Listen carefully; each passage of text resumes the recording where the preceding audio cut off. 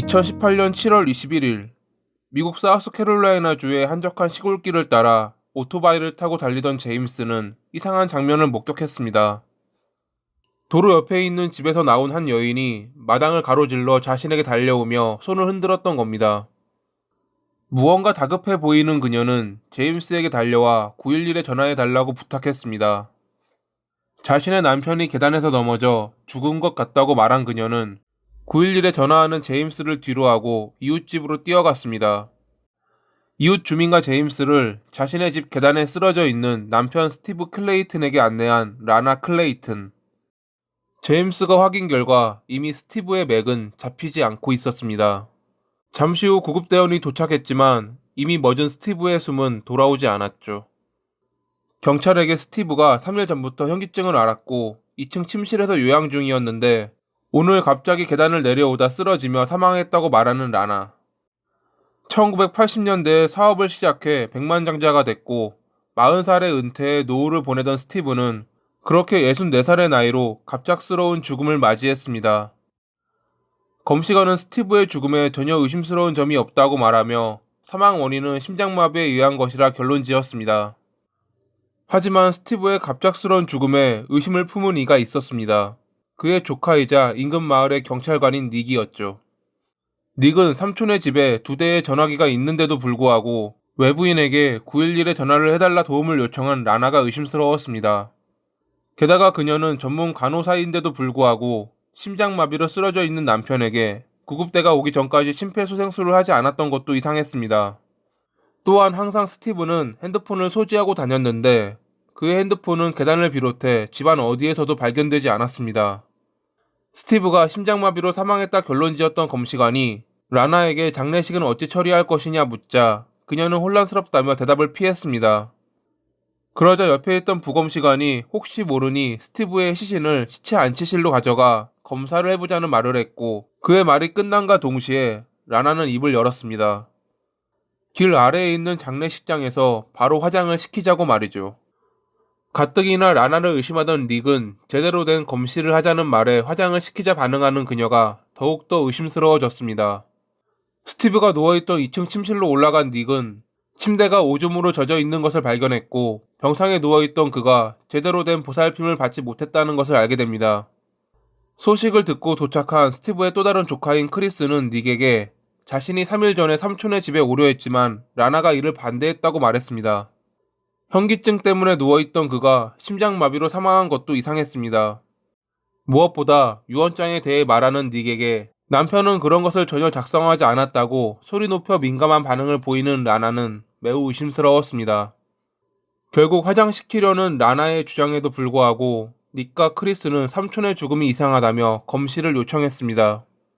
그리고 스티브의 몸에서 발견된 상당량의 테트라하이드로졸린, 주로 비염, 결막염에 사용되는 이 화학물질은 과다 복용 시 혈관을 수축시키는 부작용 때문에 조심해야 하는 물질이었습니다. 평소 안약을 사용하던 스티브였기에 일정량이 검출될 수도 있었지만 그의 몸에서 검출된 양은 위험 수위를 넘고 있었습니다.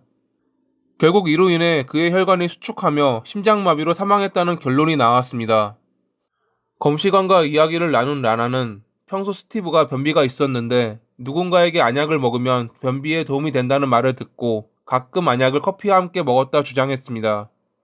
검시관은 테트라하이드로졸린에 관해서 설명하려 했는데 그녀는 이미 그것이 무엇인지 알고 있었습니다. 그녀는 간호사였으니깐요.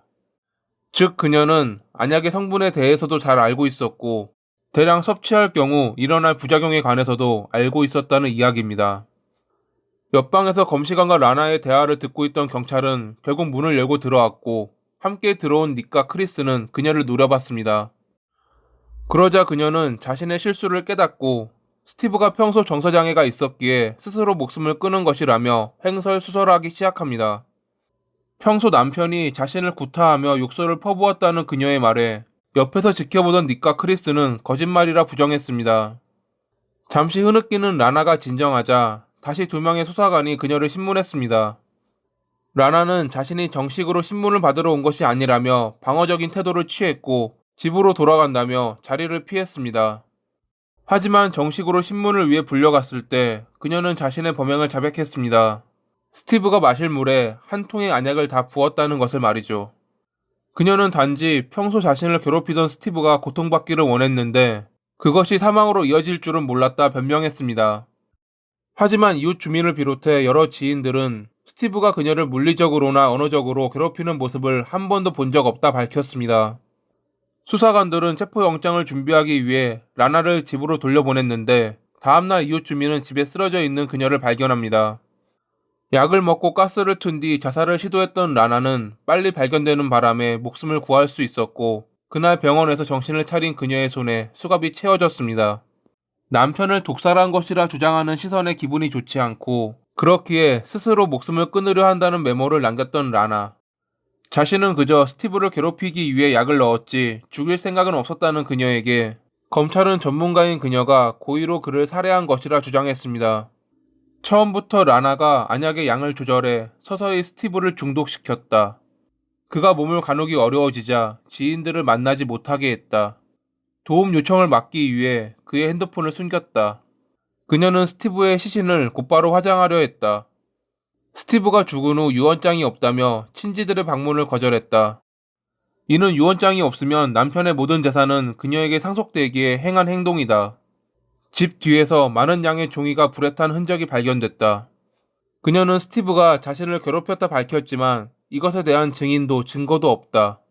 그녀는 이사를 한 2016년부터 이 모든 것을 계획했다. 게다가 2년 전 라나가 자는 스티브의 머리 위에 석궁을 발사했던 사건으로 인해 재판은 라나에게 불리하게 돌아갔습니다. 당시 석궁 사건은 라나가 실수라 주장했고 스티브 역시 이를 인정하며 흐지부지 넘어갔지만 이번 그의 죽음은 책임의 무게가 달랐습니다.